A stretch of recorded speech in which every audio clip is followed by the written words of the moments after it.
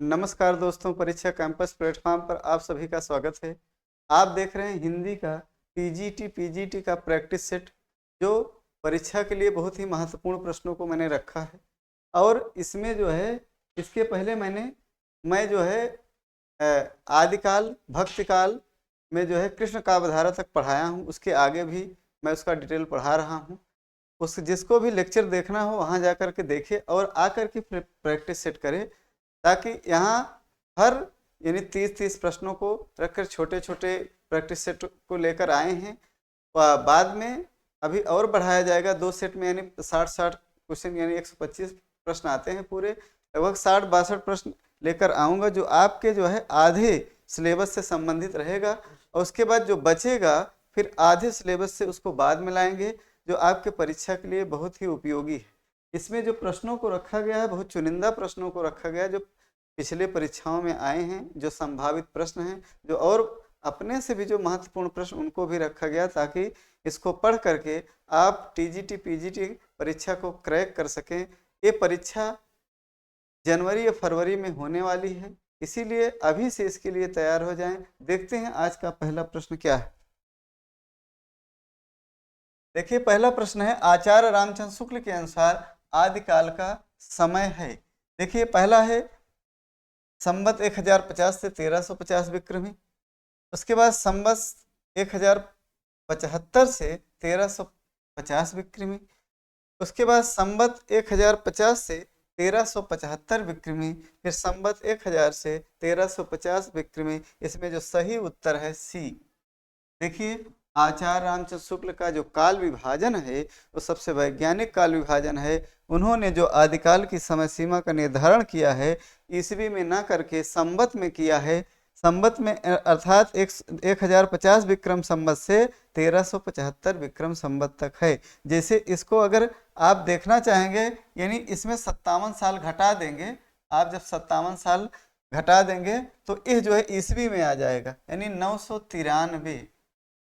993 ईस्वी को आचार्य रामचंद्र शुक्ल आदिकाल का प्रारंभ मानते हैं। और कब तक मानते हैं? 1375 विक्रमी तक, अर्थात 1318 ईस्वी तक यह जो है मानते हैं कि जो भक्तिकाल यानी वो आदिकाल का समय था। उसके बाद क्या होता है?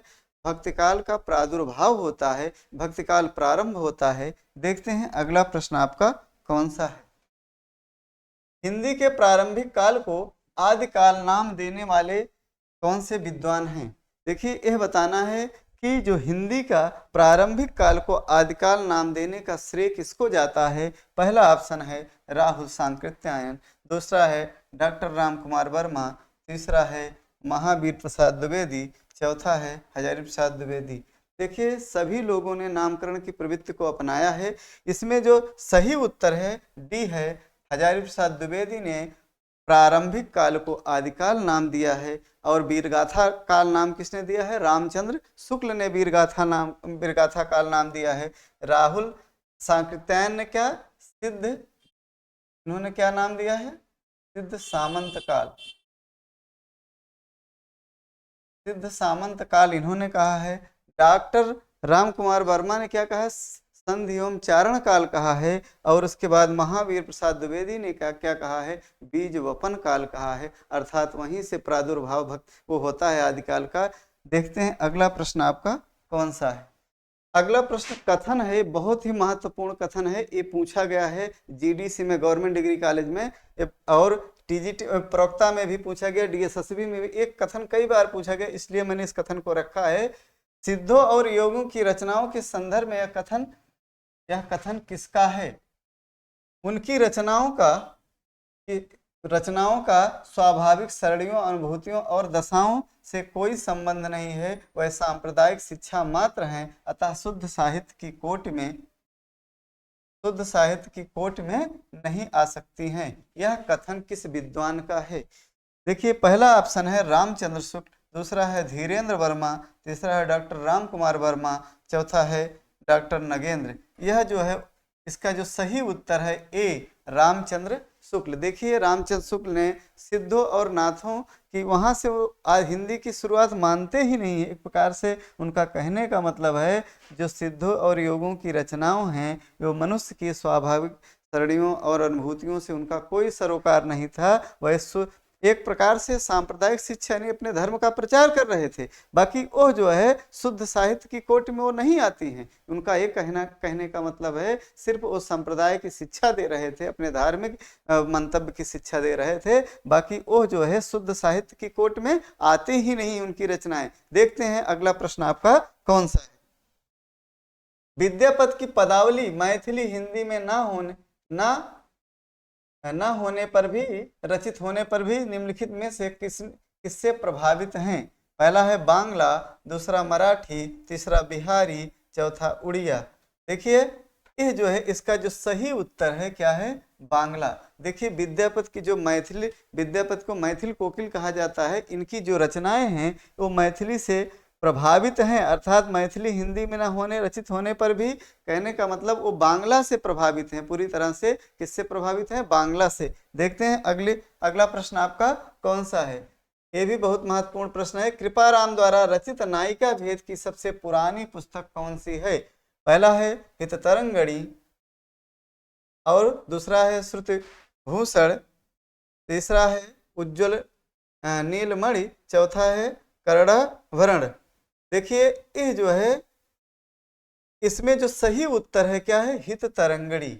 इसमें जो है क्या है, कृपाराम की, यानी यह जो है 1541 में लिखी गई पुस्तक है। 1541 ईस्वी में लिखी गई है हिततरंगिणी। एक प्रकार से आपका कुल मिला के ये नायिका भेद की सबसे पुरानी पुस्तक मानी जाती है। जो ये उज्ज्वल नीलमणि ये जो है रूप गोस्वामी की बहुत चर्चित रचना है। बाकी ये श्रुतिभूषण किसका है, कर्णाभरण किसका है, इसको आपको कमेंट बॉक्स में बताना है किसकी रचना है। बहुत ये भी बहुत महत्वपूर्ण रचना है, रीतिकाल से संबंधित रचना है। देखते हैं अगला प्रश्न आपका कौन सा है। अगला है मदनाष्टक के रचयिता का नाम क्या है।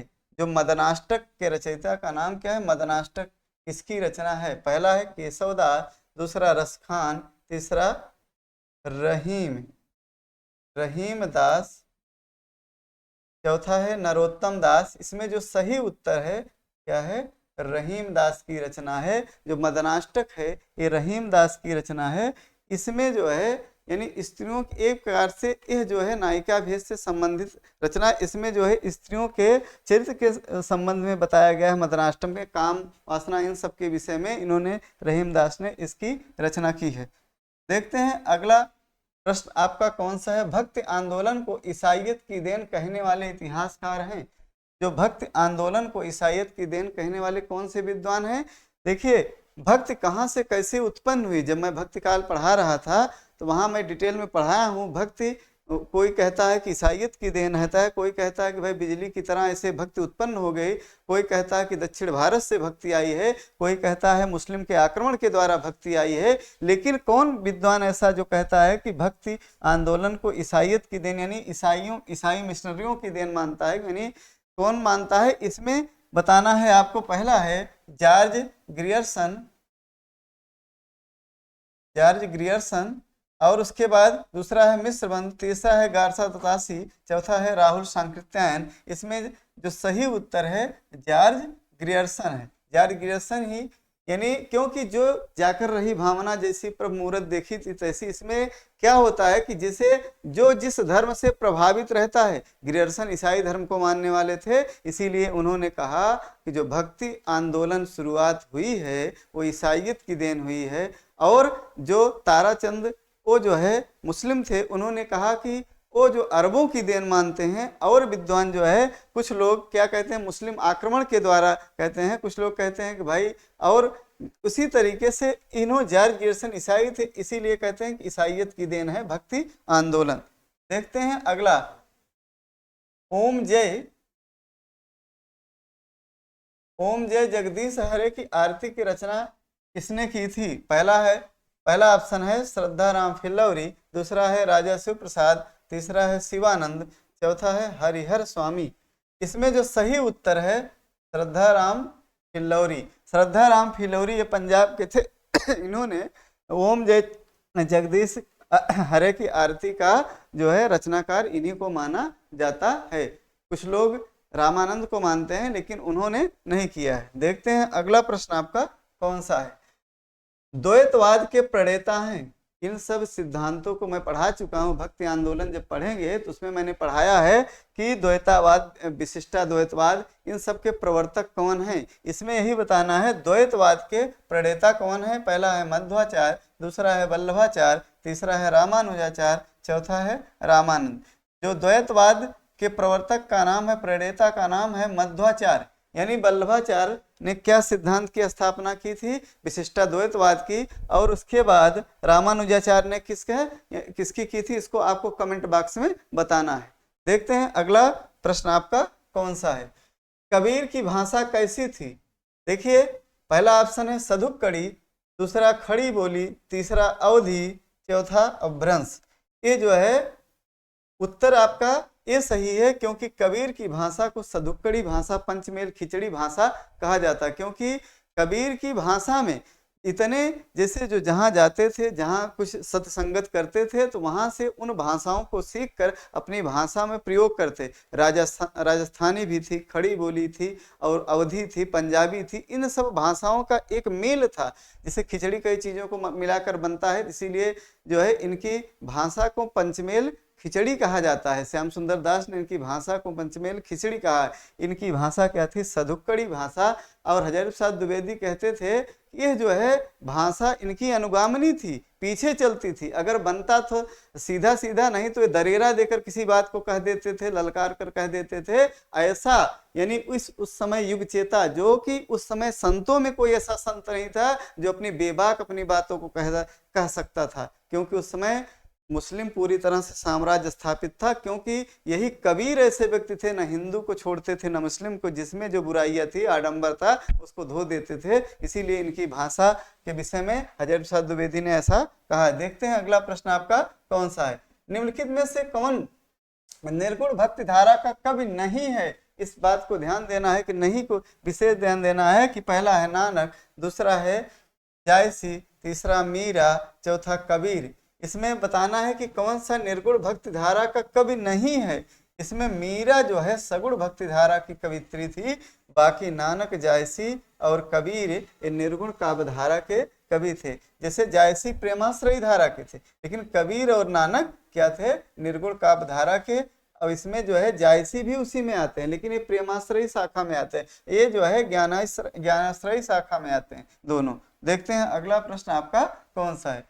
इनमें से अवधी की प्रारंभिक कृति मानी जाती है। अवधी भाषा की प्रारंभिक रचना कौन सी है। पहला है चंदायन, दूसरा है मधुमालती, तीसरा मृगावती, चौथा चित्रावली। इसमें जो सही उत्तर है आपका चंदायन किसकी रचना है, मुल्ला दाऊद की। मुल्ला दाऊद की रचना है। ये जो है इसको डॉक्टर राम कुमार वर्मा ने, यानी ये अवधि की प्रारंभिक रचना माना है। सर्वमान विद्वान, जो ज्यादातर विद्वान इसी रचना को मानते हैं, चंदायन को प्रारंभिक रचना। किसकी रचना है, मुल्ला दाऊद। मुल्ला दाऊद को अवधि का प्रथम कवि भी कहा जाता, अर्थात ये जो है इनको प्रथम रचनाकार या प्रथम। और मधुमालती किसके, मंझन की है। मृगावती कुतुपन की है, जो 1501 में लिखी गई है। इसको आचार्य शुक्ल जो है हिंदी की यानी अवधी भाषा की प्रारंभिक रचना मानते हैं। चित्रावली किसकी है, उस्मान की है। देखते हैं अगला प्रश्न आपका कौन सा है। जायसी ने नागमती वियोग खंड में 12 मासा का प्रारंभ किस मास से किया है। पहला है बैसाख, दूसरा चैत, तीसरा ज्येष्ठ, चौथा आषाढ़। इसमें जो सही उत्तर है क्या है, आषाढ़। यानी अब ये जो है मलिक मोहम्मद जायसी जिन्होंने नागमती वियोग खंड में, अर्थात जिन्होंने पद्मावत लिखा, पद्मावत में 12 मासा का वर्णन उन्होंने किया है आषाढ़ माह से। देखिए उन्हें चढ़ा आषाढ़ गगन घन बाजा, तो उसी तरीके से इन पंक्ति से शुरुआत करते हैं कि भाई आषाढ़ माह से उन्होंने नागमती वियोग खंड में 12 मासा का प्रारंभ किया है। देखते हैं अगला प्रश्न कौन सा है। आचार्य रामचंद्र शुक्ल प्रेमाख्यानक परंपरा की पहली रचना किसे मानते हैं। पहला है सत्यवती कथा, दूसरा है चंदायन, तीसरा मृगावती, चौथा हंसावली। इसमें जो सही है मृगावती, अभी मैंने बताया कुतुबन की रचना है। इसको आचार्य रामचंद्र शुक्ल, अवधी भाषा की परंपरा की पहली रचना। चंदायन मैंने बताया मुल्ला दाऊद की, सत्वती यानी सत्वती कथा ईश्वर दास की है। देखते हैं अगला प्रश्न आपका कौन सा है। निम्नलिखित में से कासिम शाह की रचना है, यानी कासिम शाह की रचना कौन सी है? पहला है हंस जवाहिर, दूसरा चंदायन, तीसरा सत्यवती, चौथा मृगावती। जो यानी इसमें कासिम शाह की रचना हंस जवाहिर है। इसके पहले मैंने सबको बता दिया है चंदायन किसकी है, सत्यवती किसकी है, और उसके बाद मृगावती किसकी है। देखते हैं अगला प्रश्न कौन सा। साहित्य को सुरसर सम सबका हितकारी घोषित किसने किया था? आपको ये बताना है। पहला है केशव दास ने, दूसरा रामानंद ने, तीसरा है सूरदास, चौथा गोस्वामी तुलसीदास। इसमें जो सही उत्तर है गोस्वामी तुलसीदास ने, यानी ये जो है बालकांड में 13वें दोहे पर तुलसीदास ने कहा है, मतलब इसमें जो है साहित्य को सुरसर सम, एक मतलब सबका कल्याणकारी साहित्य, अर्थात सबका, जैसे गंगा जी क्या कहते हैं सबको जो है कल्याण करती, उसी तरीके से उनका साहित्य भी जो है क्या सबका कल्याण करने की घोषणा वाला साहित्य है। ये जो है इन्होंने अपने बालकांड में, यानी जो रामचरितमानस उन्होंने लिखा है बालकांड के 13वें दोहे में उन्होंने इस तरीके से कहा है। देखते हैं अगला प्रश्न आपका कौन सा है। हाँ, बरवय रामायण के नामकरण का आधार है। पहला है बरवय छंद, दूसरा रहीम का सुझाव, तीसरा अज्ञात छंद, चौथा तुलसी का विरवा। इसमें जो है बरवय रामायण के नामकरण का आधार ये जो है बरवय छंद है, अर्थात ये रहीम दास ने सुझाव दिया था कि जो है उन्होंने बरवय नायिका भेद लिखा था, उसी के आधार पर बरवय रामायण जो है तुलसीदास ने लिखा था। देखते हैं अगला प्रश्न आपका कौन सा है। तुलसी ने किस काव्य की रचना सूरदास के अनुकरण पर की थी? पहला है गीतावली, दूसरा दोहावली, तीसरा जानकी मंगल, चौथा कवितावली। गीतावली तुलसी ने गीतावली काव्य को सूरदास के अनुकरण पर उन्होंने, यानी जो भ्रमर गीत सार का उनका काव्य है उसी के अनुकरण पर गीतावली उन्होंने रचना की थी। देखते हैं अगला प्रश्न आपका कौन सा है। इनमें से कौन सा कवि ज्ञान मार्गी विचारधारा से संबद्ध नहीं माना जाता है?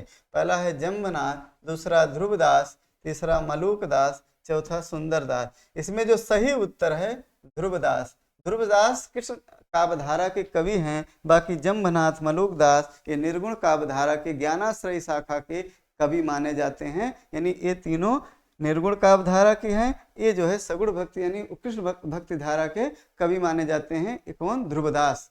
देखते हैं अगला प्रश्न आपका कौन सा है। सूरसागर यानी सूरसागर की किसी चली आती हुई गीत का परंपरा का भले ही वह मौखिक हो विकास प्रतीत होता है, उक्त स्थापना किसकी है? पहला है रामचंद्र शुक्ल, दूसरा डॉक्टर रामकुमार वर्मा, तीसरा दीनदयाल गुप्त, चौथा है मुंशी राम शर्मा। इसमें जो सही उत्तर है रामचंद्र शुक्ल।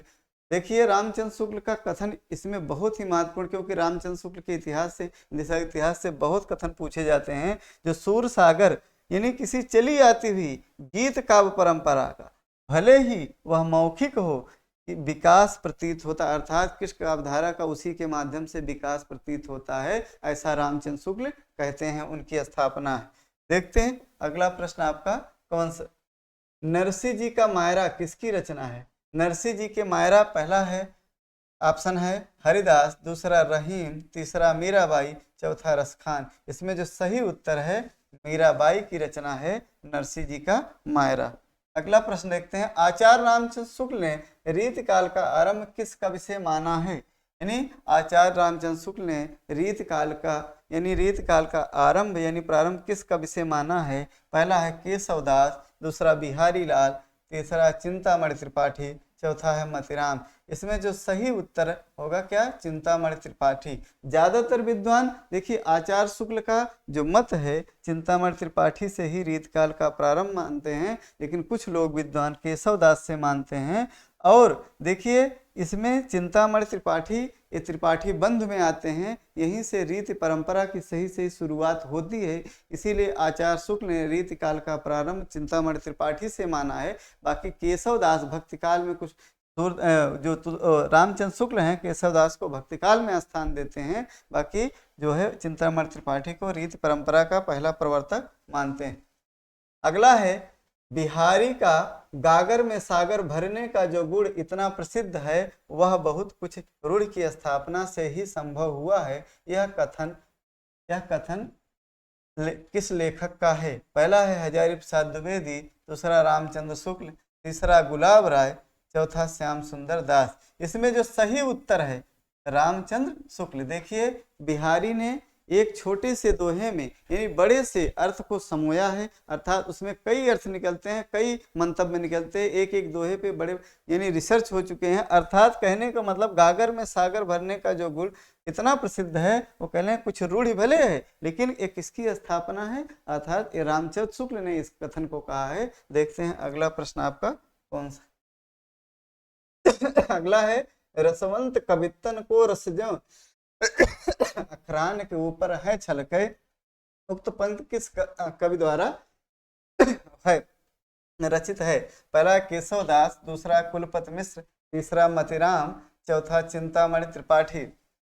इसमें जो सही उत्तर है क्या है? चिंतामणि त्रिपाठी। देखिए रसवंतन कवितन को रसजो अखरान को ऊपर है छलके, ये जो है रीत काल के प्रसिद्ध कवि चिंतामणि त्रिपाठी की रचना है। देखते हैं अगला प्रश्न आपका कौन सा है। भारतेंदु की रचनाओं का संग्रह